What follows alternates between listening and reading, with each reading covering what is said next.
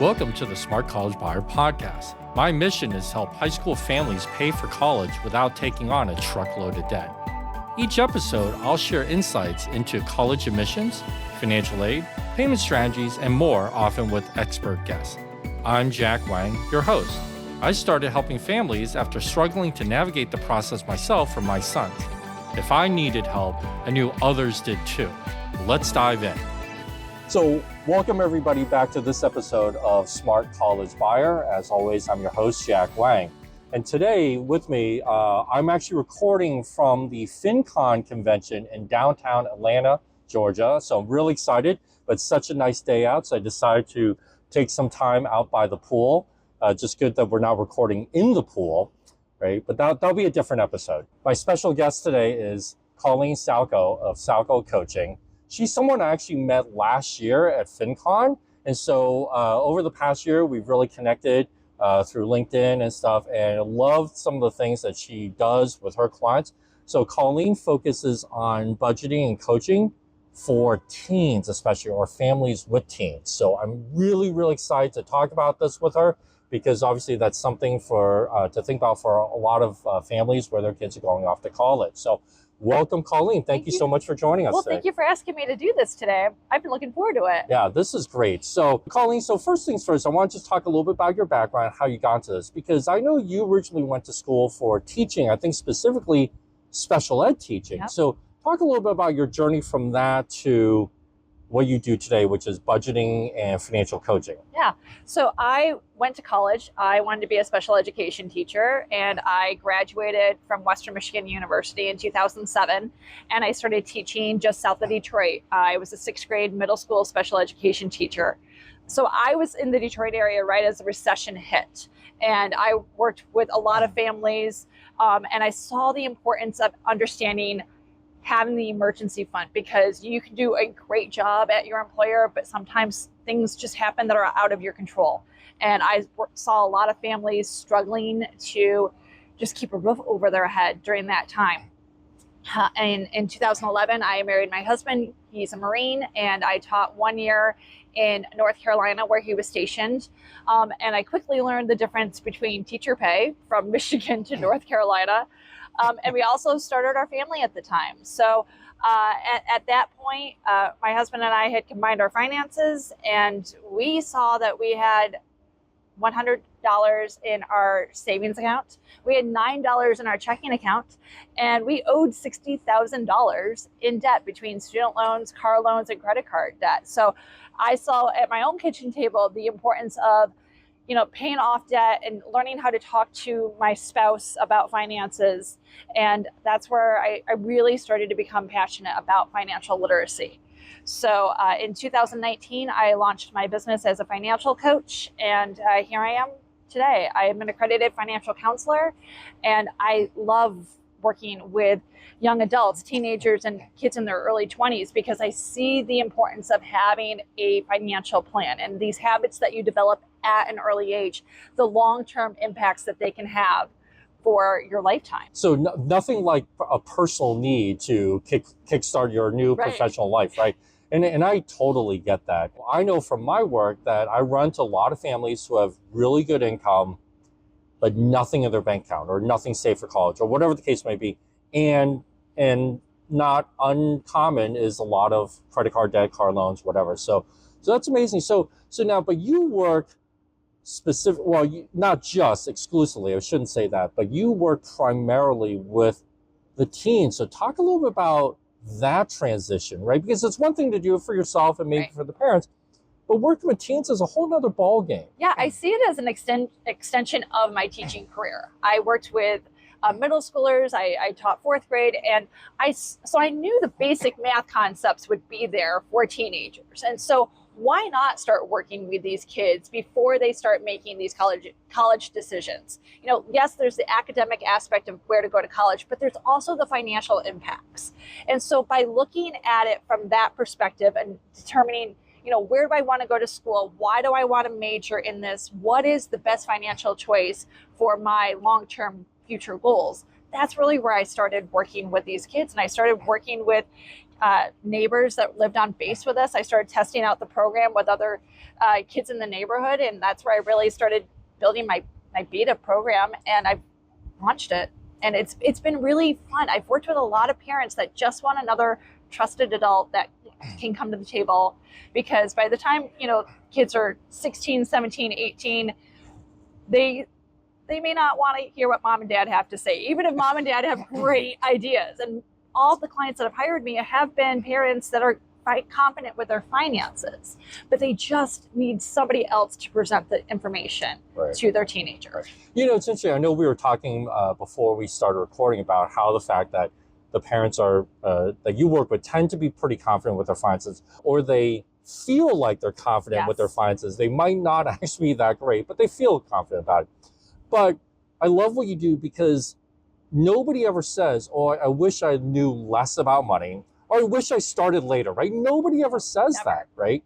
But you're right, because by the time the kids get their permit or driver's license, they might be working at the supermarket, and some of these spending habits get ingrained. I know so many kids who go to Starbucks, not picking out Starbucks or anything, but just stuff like that, more than their parents. Yes. Right? Yes. And it's just amazing. And I totally understand the teens not listening to parents, right? My own kids, same thing. Right. I'm sure you get it too. Yes.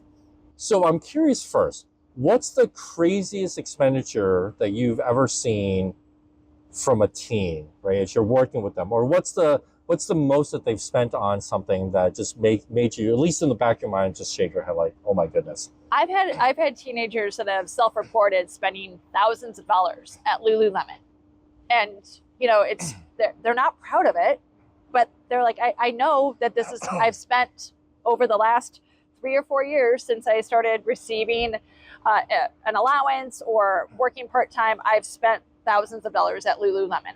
I've also had kids that want to buy tennis shoes or these sneakers that are in middle school. So you have kids, yep. Middle school, they're growing. Their foot is still growing, but they want to spend, $250 on these Nikes that they may not be able to fit into next year.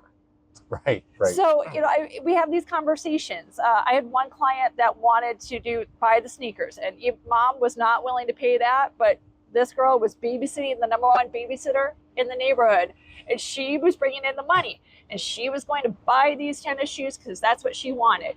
And she was coming back from volleyball camp and decided, I'm going to go jump in the pool because I'm hot. It's August. It's South Carolina. She jumps in the pool, realizes as she gets out that her cell phone was in her pocket. It's happened to so many of us. I know adults that have done this. She's not a bad person. It's just life happens. Right. And it was an amazing opportunity for the mom and dad and her to come to the table okay, she was saving up for the shoes, but now we're not going to pay for this cell phone. It wasn't an accident. She's not a bad person, but this is going to be a life lesson she's going to learn the hard way. So she had to shift that money. She had to choose. Do I buy the shoes, or do I put the money towards the new cell phone? She chose the cell phone. Okay. Yeah. And to her credit, she was working for it, right? For she babysitting and stuff. So that's really good, because I know plenty of kids who just expect the money from their parents. Know several of them. But my kids are older now. But, so that's good that she was working for it and saving for it. So at least, you can't take that away from her. No, right? That's a good thing. It was a very good life lesson. And I think, and she even shared with me, she's like, I'll never jump in a pool again without checking my pockets. And if you can learn that lesson when you're in middle school, that's awesome. So one thing that I'm curious about, and I run into this with adults also, is balancing sort of the immediacy of wanting the sneakers or a cell phone versus longer term goals, right? And I know adults can have difficulty with this as well, because, in the work that I do, they're focused on college and getting their kid to college and paying for college, but there is retirement down the road or other things that they want to do in life, right? How do you handle that with teens, right? Because, teens are teens, and so they're not necessarily thinking about the longer term goal, the retirement, or whatever. Right. Maybe they should be, but they're not. How do you balance that out?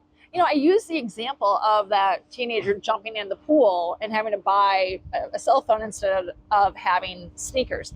I work with my teenagers, teaching them the importance of having an emergency fund, building up that resilience of knowing, okay, I've got $500 in savings, knowing what that job of that savings is so that they can be confident and comfortable with not having to touch that money the moment Lululemon has a sale. And no offense to Lululemon, I do love their products, but this is one of the biggest retailers I see right now that are attracting teenagers to come to their stores. So we look at what would be an appropriate emergency fund for you at this age in life, at what are your responsibilities. And then we start talking about how every time you bring money in, how much of that, what percentage do you want to go into savings to build up that emergency fund, either gradually or very aggressively. It comes down to their choice. You know, it's interesting you mentioned the concept of emergency fund because the teens I know, usually their biggest emergency expenditure is something related to their car, right? Because now they have their license, they're able to drive themselves around, drive with friends, go wherever they want, not depend on mom and dad to get them somewhere. And then the car breaks down for whatever reason, right? Needs brakes, needs whatever. Right. And they really feel that, I think less because of the actual cost, but more in the, I now can't drive to wherever I want, and I have to borrow mom and dad's car, and that's not always available. Or I have to now work with friends to get rides, and that's not always available. So they really feel that, right? Yes. So it brings up a question in my mind, because I know for adults, in theory, that, you know, there's these guidelines about, you know, having 3 months, 6 months, or a percentage of income, or, you know, there's all these rules of thumb about how big an emergency fund should be. Is there a guideline for teens where maybe they just have a part-time job or they have very uneven employment?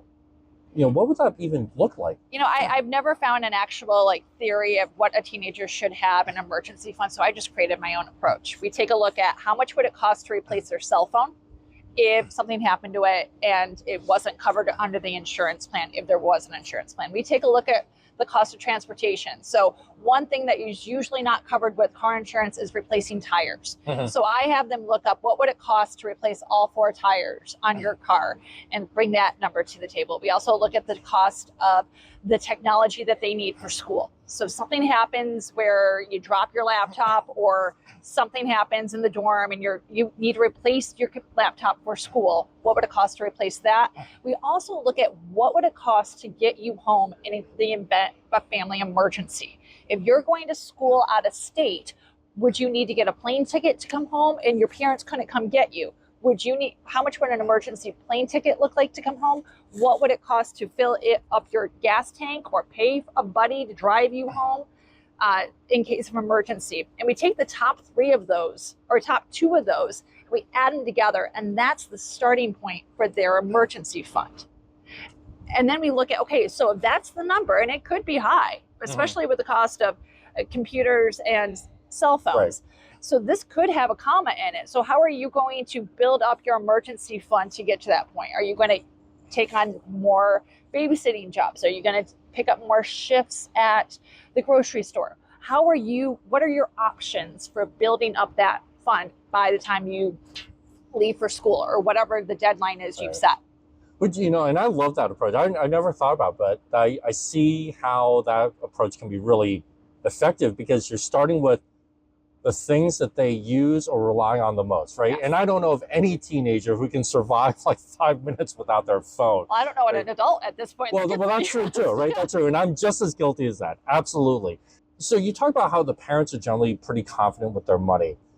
Do you find that in turn translates to the teen wanting to do this more, or do you find it translate to where the teens are actually a little bit more resistant to this? Right? Because sometimes, you know, because the dynamic can go a number of different ways. It really could. The clients I've worked with, once they realize that during the first session, I asked the teenager, what do you want to do with this money? What do you want to do? So they are in control of setting this goal.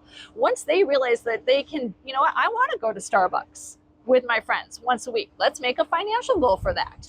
And then we can build from there. We can start looking at other aspects. I have them read a book and I say, read this book. I don't agree with everything in this book, but I want you to come back and we're going to have a conversation. And it's really normalizing this conversation about money, because as we know in personal finance, the number one answer for most questions is it depends. It depends. It always. Depends. And so what are the pros? What are the cons? Within the young adults I've worked with, once they realize that I'm not telling them, no, you can't go to Starbucks. I'm saying we just got to come up with a plan of how to go to Starbucks. Then they feel like they're, oh, okay, I'm in control here. What are some of the sort of the ingrained bad habits? I know we've talked a little bit about it, but what are some other examples of maybe ingrained bad habits that you might have to probably help them undo? So a lot of this is, making a plan. So if you're receiving an allowance, or if you're working part-time at the grocery store, or maybe at the restaurant, what the number one thing is, how much of this money is going to go into savings? Because we got to develop the habit of, you want to put at least 20% or close to 20% into some form of savings, be it for an emergency fund, be it a sinking fund, maybe for like this summer, I started working with a client at the end of August, was working with her during September. We started making her Christmas shopping sinking fund for the holidays, because she had a long list of people she wanted to buy for, and teaching her this is how to gradually save up for those expenses that are coming down the road. Okay. Yes, you're right. I mean, because teens, I think I read somewhere that teens as a group, Yes. They have like one of the largest combined sort of economic or buying power of any generation, right? Just because there's so many of them, and teens have their own money because they work, they babysit, they whatever. Yes. On average right now, I read a statistic that said teenagers are spending about $2,200 per year at restaurants. That's a lot of money. That's a lot of money. Yeah. But it's also an opportunity for them to socialize. So, all right, I'm not saying don't go, make memories and connect with your peers. I'm not, but let's just come up with a plan. Right. How are you going to pay for that, while you can still put money into savings and you're addressing these other financial goals you've set? So really what I'm getting at is that, or what I'm getting the sense of, I should say, is that you just want teens to be very intentional with their money. Yeah. Right. So if they're going to spend it, know that they're spending it as part of a broader overall plan. And so if they make that choice, they make that choice. Yeah. Right. Or because I know so many parents, and I was just as guilty of this too, is, back in the day, where I used to hit the ATM machine more, right, get like a bunch of money for the weekend or something, and it would just disappear. Right. And then if you ask me after that weekend, what'd you spend your money on? I would literally have no idea. Right. It just, I know I had it, now I don't, but I can't really point to, I did this, and this, right? It just kind of disappeared. And I think for a lot of people, especially teens, that's probably true before they work with somebody like you, right? At what age do you feel that teens should start this kind of conversation? Because obviously we're talking about high schoolers and people maybe who are babysitting regularly or work at the supermarket, whatever, some other job, but obviously teens form money habits before then. Oh, yeah. So how early would you suggest families start this? Let's start having these conversations. We've been blessed with 2 children. They're 10 and 12 right now. We've been talking to them about what to do with their money since they were 5. So the earlier the better. Like, okay, here's your allowance. Okay, they would get $5. Okay, so where do you put one of those dollars? Because that'd be about 20%. 20%. Yeah, put that in your savings. You're going to save up for something, and we have them pick something that they want to save for, print a picture of that, and put that on the savings jar. But that's what you're saving for. Remember, you're saving for that. Oh, I can't remember what it was back in the day. It's probably a book with one of my kids. Okay. But you're saving for that book. Okay, and now, do you want to donate or do you want to give anything? There's another $1 we could do for donating, or 10%, we'll do 50 cents. And then the rest of it, you could just spend on what you want. And teaching them that it's okay to spend money, because you have to spend money. Right. That's how our economy is set up. You got to spend money at the grocery store. You got to spend money to put gas in your car and everything as adults. But teaching them from an early age that it's okay to spend money, as long as you're also addressing these other areas. Now, today there's a lot of apps out there. I know here at FinCon, I'm sure, I know there's tons of vendors sort of marketing their budgeting app. There's an app for and everything, right? Do you generally, what's generally your approach? Do you generally have the teams use some sort of app so they can track, or do you have them do something else? Because I know some people go to the real old school method of like money jars or envelopes to make it much more visible and tangible, right? Yeah.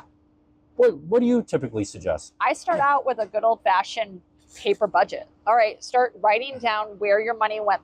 They can learn how to track it. Then we step up to, let's use a budget, a Google sheet. I'll send them a Google sheet where we say, okay, you're bringing in this much money. What is your plan for it this month? So they can start to take the next step of telling their money what they want it to do for that month. If they want to go use an app, we've talked about different apps. I don't necessarily endorse any particular app, but I do share, my husband and I, which app we use and the benefits we've seen from that.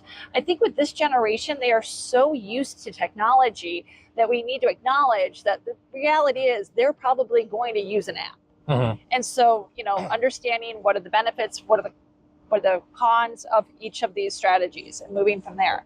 The other thing I talk about with these kids is so many places are starting to go cashless. Like this was a strategy I had in my college days. It was like, okay, I'm going out with my friends. Here's my $20. And when the $20 is gone, it's time to go home. Right.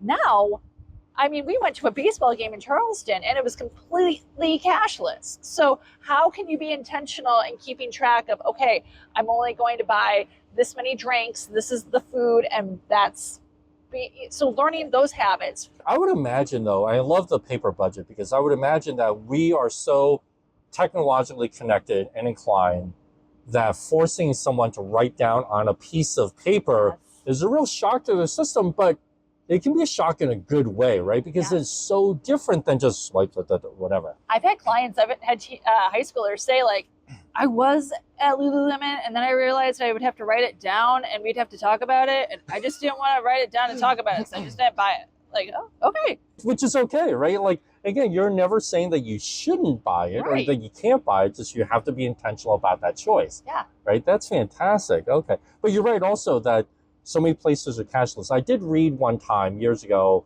there's a psychology, like people go as far as using new bills versus older bills because you tend not to want to ruin a new bill, using bigger bills versus smaller bills because you don't want to have to break the 20, 50, or 100 versus having $21 bills, which you just whatever, right? So I know there's a lot of like psychology behind this. So now, do you find that that the parents sometimes are taking some of these tips also? Maybe that they, as a result of you working with their team, maybe they weren't quite as confident or about their money, and they're like, "Oh, the teens are. I might steal that idea." Yeah, I've had a couple moms, especially when it comes to the sinking fund for the holidays. They're like, I knew about this. I just haven't used it though in a while. But this reminded me about, oh yeah, we should be using a sinking fund for the holidays starting in August. It's been the biggest feedback I get from parents is, I wish I had this opportunity when I was a teenager. Many of us have made mistakes financially and have had to learn those lessons the hard way. Right. And it's not that I don't want, our young people to learn lessons. We just want them to learn from our experiences. And so one of the things I have the teenagers do is I have them interview people in their lives about, what are the financial decisions you appreciated making in your 20s and what are the financial decisions you regretted making in your 20s. And the answers are just so broad, and because I can only get so many things in with an eight session program, but it also opens the door for more conversations. You know what that sounds like, Colleen, is a book, right? It's a book that basically writes itself. Yes. Right? Because again, I said earlier, and I know I've made plenty of money mistakes, okay? Like I could probably fill a book myself, but nobody ever says, I wish I knew less. I wish I started later. Nobody ever says that, right? I'm somebody out there, just to be like cranky, but I'm sure we'll say that. I have had parents or I've had people that these kids have interviewed. They're like, nope, I have no regrets. And the kids will come back and say, that's weird. I'm like, right. Yeah. But I almost feel like that sometimes people who say I have no regrets, sometimes they're the people probably most in debt, have the $9 on their checking account, right? But they're just happy-go-lucky day to day, and they just don't worry about it, right? And so okay, if you want to live in that world, then good for you, I guess, right? So anyway, so what are some top tips that you have for our audience watching? Maybe they're thinking about this for their teen or maybe even for themselves, right? What are some of the top tips that you typically share with the teens? I know we've covered some, but what are some others? Really, it's identify your why. Why do I want to have money for Starbucks? Why am I going there? Is it because you just love the coffee, or are you getting an opportunity to go out with your friends? Knowing why you are spending the money in the area that you are is important. To go along with that, if you have a savings goal, identify why you are saving for this. Why are you saving to decorate your dorm room? Why are you saving to Christmas shop? Why? Do you just love decorating? Do you love gift giving? Because when you identify your why for any goal, not just financial, it can empower you and remind you of why you're doing the hard work to reach that goal. And also, finally, the importance of having money in your savings account, be it for an emergency fund or a sinking fund for a future purchase. I've had a lot of kids that have said, I just want to have, X amount of money in my savings account for college. Well, why? Why do you want to have $2,000? Where did you come up with that money or that amount? And let's dive into that more. Should it be more? Could it be less? Because there is a balance, Right. We all have to find it. That leads to a question. Do you typically advocate that as people saving for different goals, right, even if it's just savings account, that they have a savings account for each goal? Or do you find it easier for people just to have it all in one? They might know like this much is for the emergency fund, this is much for Christmas, but they just have one account. They're keeping track of it separately. What do you find is most effective? Especially with high schoolers and college students or kids in trade school, having just one savings account, just keep it simple for now.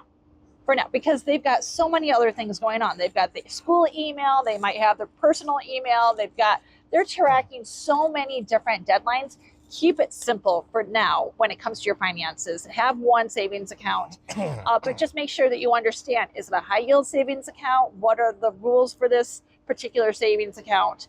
And down the road, if they want to open multiple savings accounts, go for it. Again, understanding, then you're going to have to keep track of these different accounts. But as you start to use that budget on a regular basis, your ability to track these different accounts is going to improve. And so, Colleen, I know we've shared about top tips and whatever, but if you had to boil it down to the top number one tip that you would share with our audience, what would that be? Look at a budget as a spending plan. You want to tell your money what to do so that you can enjoy the things that you like to do in life. So many times people are like, oh, budget is like restrictive and everything. It tells me I can't do that. It really is more of a map. It's like a roadmap of how to get to that goal. How do you get to the tennis shoes? How do you get to go and buy what you want at Lululemon with confidence? That's how I would approach budgeting. Okay. Yeah, because you're right. So many people, adults even, associate with their budget with like not having fun or not be able to do anything, right? But it doesn't have to be that. Right.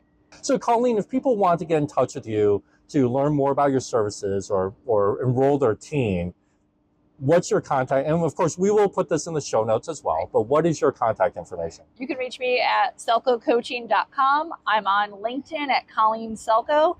And I'm also on social media with Instagram and Facebook at Salchow Coaching. Awesome. Thank you so much. Thank you. So thank you, Colleen, for joining us today. So thank you all for watching this episode of the Smart College Buyer podcast, or listening to this episode, I should say, if you're listening to it. And many thanks to my special guest, Colleen Salchow of Salchow Coaching. And by the way, you're based out of South Carolina, right? For now. That's right. Because you're a military family, you're kind of all over. But yeah, thank you so much. You share great tips. I know I learned a lot. And I'm so glad that we finally got to do this, right? Because we met last year, we were kind of talking about it. And so we finally, at this FinCon, sitting outside by the pool, love the fact we're actually able to do this in person. Thank you so much. I appreciate the opportunity. All right. So to you, the audience, thank you so much for listening today. Stay healthy, stay safe, and we'll see you next time. Thank you for listening to the Smart College Buyer podcast. I hope you found something useful for your family's journey. Follow me on social media for more episodes, videos, and tips. The links are in the show notes below.